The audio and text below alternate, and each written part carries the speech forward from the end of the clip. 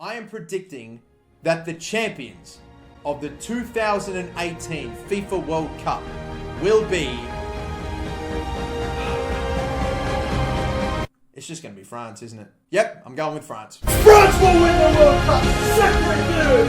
C'est magnifique! Hey guys, how's it going? MasterBucks here, and welcome to the World Cup recap. The 2018 FIFA World Cup has come to a conclusion, and congratulations to France for winning the FIFA World Cup. I am Prediction God MasterBucks, and welcome to the video. And to think there were some of you that wanted to question my status as the Prediction God, please, get out of my comment section. Always was, always will be. Surprise, surprise, motherfucker, he's got it right again. Right before the start of the Premier League, I said that Manchester City would go on and be champions, which of course they did. Right before the start of the World Cup, I said that France would be the champions. So far, out of two of the major competitions that I have given predictions for, both teams have ended up going on to win it all. France have won the World Cup, so let's talk a little bit about the final to start things off. The first 10 or 15 minutes of that game was not how I expected it to go at all. Yes, don't worry, I'm the prediction god still, but even I can be surprised about how certain things go. Damn, Croatia were on top. They were absolutely on top and really breathing down France's necks,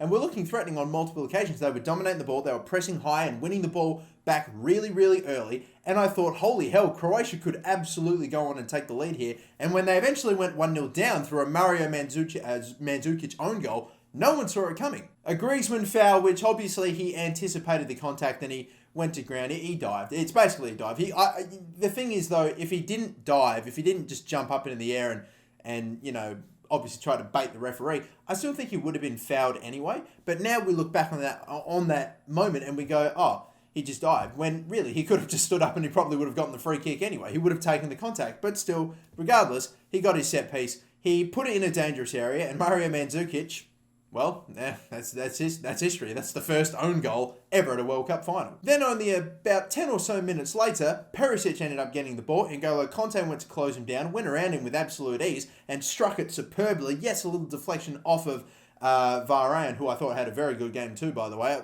Pretty much all the French players did, like honestly, for the majority of it. But yeah, a little deflection to defeat the goalkeeper and to tie things up at 1-1. And how about that? You've got Mario Mandzukic and Perisic scoring, the two guys that scored in the semi-final going on to score in the final.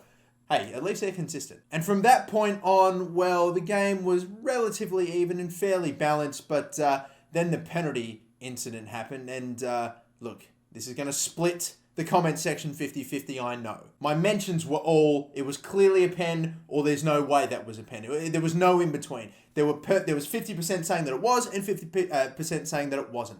Now, let me tell you why it definitely was a penalty. I am sick to death of people referring to this as a controversial penalty. It is not a controversial penalty. It's a very harsh penalty. There's a difference. Just because it's harsh doesn't mean it's controversial, okay? It's such a brutal penalty to concede. Even I can say that, but just because it is, doesn't mean you don't give it. It's very clear to see from the replays that Perisic has his hand outstretched, and it's especially on the way down to block the ball. It is very tough, and it does happen very quickly, but you've got to give that a penalty, especially since everything else that we've seen throughout this World Cup. 100% that should be given, regardless of whether or not it's a final, correctly given penalty, and of course Griezmann converts. And from there on in the second half, it was pretty much, I'm not going to say French dominance, but close, about as close as you can get to basically saying that France was really taking the game, you know, in complete control. Obviously, we've got Mbappe stepping up. We've got, before that, of course, Pogba initiated a brilliant ball into Mbappe, who just was so threatening throughout the entirety of the game,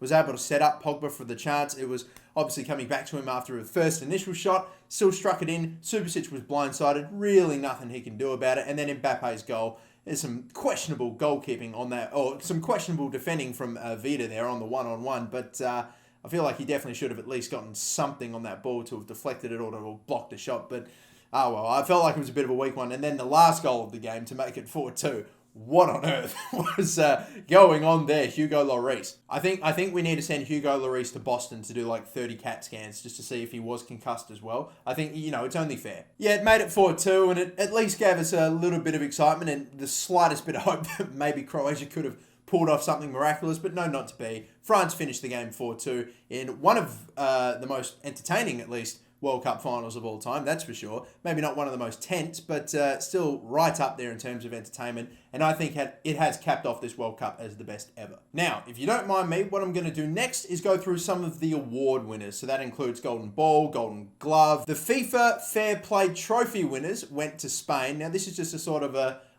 fair play award. Doesn't really mean anything, but it does go to Spain. And the only reason I'm bringing this up is because Sergio Ramos is now a fair play winner. That seems a bit funny. The Golden Glove Award went to Belgium's Thibaut Courtois, which again, I think that's another pretty well-deserved award. I think you could maybe make a case for Pickford, honestly.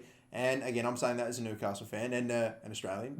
No, but you could very well make the case for Pickford as well. I think it's kind of harsh, but yeah, Courtois, maybe the fact that Belgium didn't go on to win in that game against England, maybe that might have been the tipping point. Who knows? But no, Courtois is definitely a very deserving winner of this. And obviously, I'm completely joking. Everything that I just said was bullshit. David De Gea, robbed. Thank you very much. The Golden Boot winner went to Harry Kane. And look, it doesn't really matter how you get it, so long as you get it. That is the case of a goal scorer. You don't really make excuses for poachers' goals or how you get goals. It's important that you get goals. But can I just say, I mean, 6 goals at a World Cup, obviously very impressive, but this definitely is one of the less impressive World Cup Golden Boots. Let's be totally honest here. You can't take it away from him just because his goals weren't absolute wonder strikes from outside the box or anything. Hell, you get your goals how you get your goals. So honestly, I maybe don't really understand why so many people are kicking up a fuss, but still, whatever. And then the Golden Ball winner, which ended up going to runner-up Luka Modric. Now, I think this is, again, a very well-deserved award. I thought if anybody else in the tournament was going to get it, it probably would have to go to Eden Hazard. But I could definitely for sure understand why Modric ended up winning it, of course. I don't know if he had his best game in this one either in the final, and he was kind of a bit meh in the game against England too, but throughout the tournament, Modric was absolutely tremendous. Hazard, I think, of course, if Belgium ended up making the final over France, then 100%, I think, regardless of how the final went, even if Modric maybe went on to win it, and this is a big call, I still think Hazard would have maybe gone on to win it. I genuinely think if Belgium made the final, that would have had his tournament wrapped up, because that would have meant he'd have got like 5 Player of the Match awards, and that's just phenomenal at a World Cup. And of course, the final one was the FIFA Young Player Award, which went to Kylian Mbappe. Again, very well deserved, but like literally, there was no one else really out of every single player at the World Cup that was going to get it over this bloke, except for one. I think if only Daniel Arzani was starting for Australia over Robbie Cruz, then I think Mbappe would have been in trouble, but not to be. Now, I've got a few more awards that I'm going to give out, so let's start off with Best Goal. For me, I don't think it gets any better than Pavard's goal against Argentina, especially if you've seen that one angle from behind,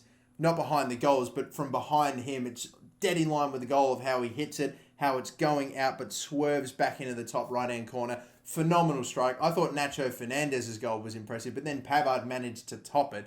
Extraordinary goal, and for me, yes, that will win goal of the tournament, for sure. Now for the next one, which is the biggest surprise of the tournament, and I've got to give this one to Croatia, making it all the way to the World Cup final. They were extremely impressive, and hell, I maybe even would have given them this if they'd not gone all the way, but in the end, they went all the way to a World Cup final. They made it to the very last game, and for the first 10-15 minutes, I genuinely thought, holy hell, they might actually maybe end up taking the lead here, and who knows if they will be able to hang on, maybe see out the lead, because they really did look that threatening against France in the first 10 or 15. Obviously, it didn't end up that way, but still super impressive and incredibly surprising that they made it all the way to the final. The next one is the biggest disappointment.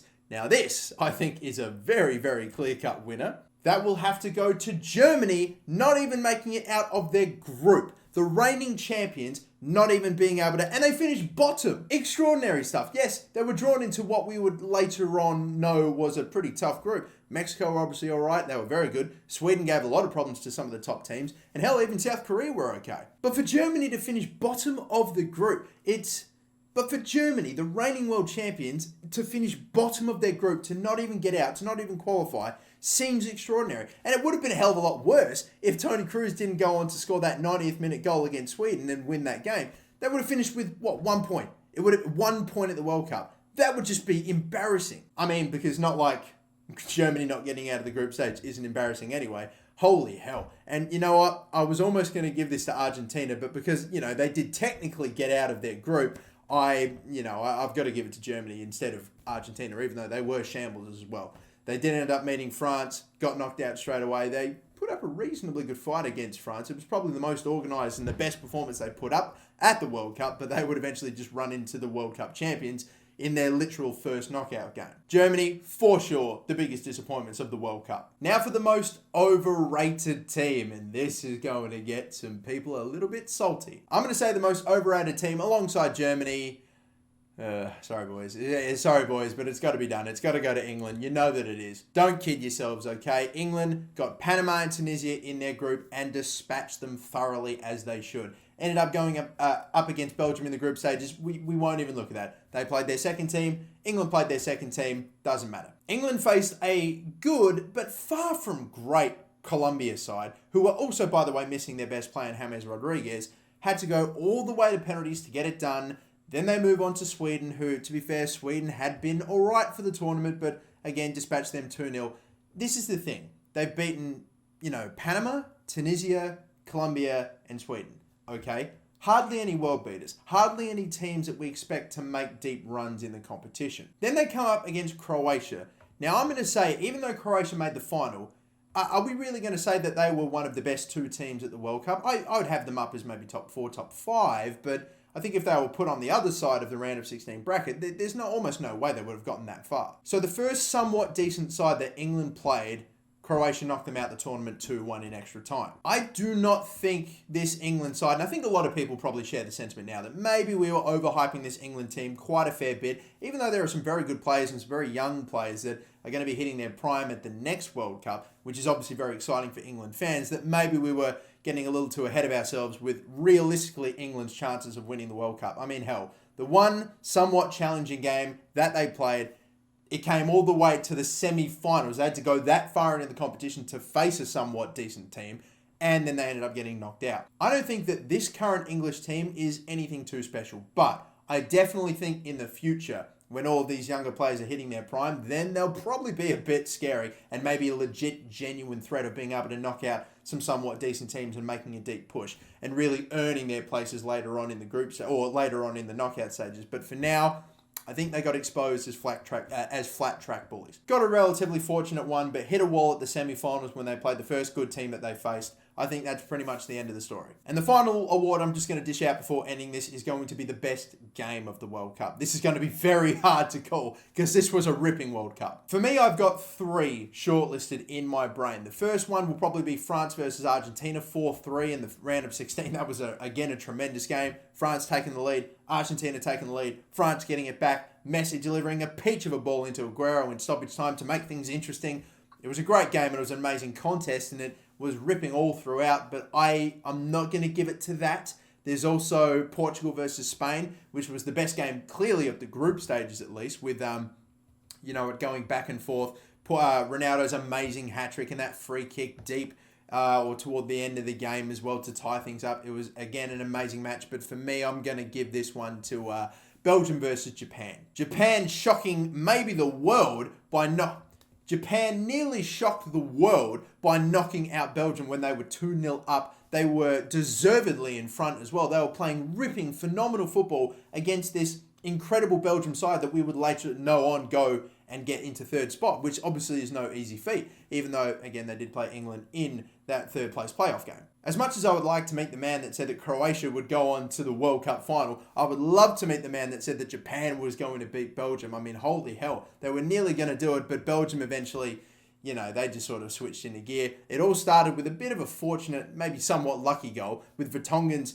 header that he was trying to put back into a dangerous area, but it somehow snuck into the goal. One of the most extraordinary goals of the World Cup. I mean, you're not going to give it goal of the tournament, but one of the most crazy, somewhat flukish goals, but still impressive nonetheless. But the thing I think that did it for me in giving this the game of the tournament was the fact that it was basically won with the last kick of the game from that ferocious counter-attack by Belgium after the Japanese corner. It was, what an end to the game. What a phenomenal game and what a brilliant ending to the game. I think that is the biggest reason I've gone with Belgium-Japan for game of the tournament. But what a brilliant World Cup. Absolutely tremendously run tournament, and credit to Russia as well for having an almost seamless World Cup too. There were a lot of concerns, and I know there's a lot of concerns about the Qatari World Cup as well, but I can't wait for the next one. It's a 4-year wait, starting up all over again.